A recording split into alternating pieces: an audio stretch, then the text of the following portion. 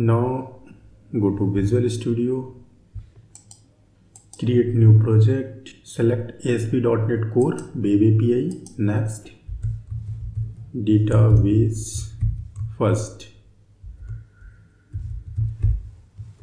API.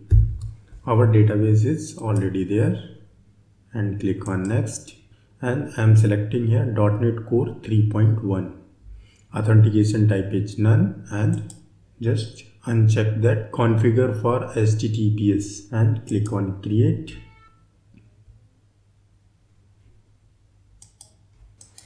The default controller is there, just delete it. We don't require it because we need employee controller. Save it. Now the first step is install these packages.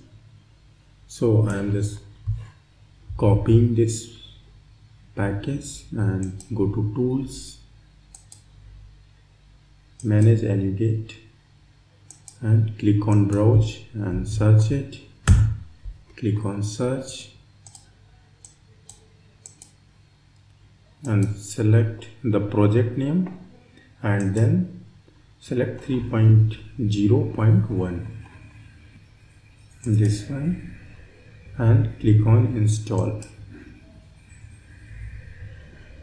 Accept it. Now select another one,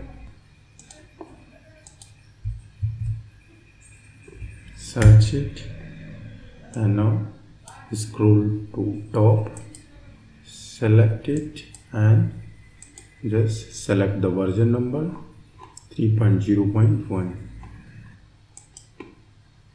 Install it and accept it. Once this package installed, then this button will be enabled. Now I could see in dependency section both the packages installed successfully. Just close it.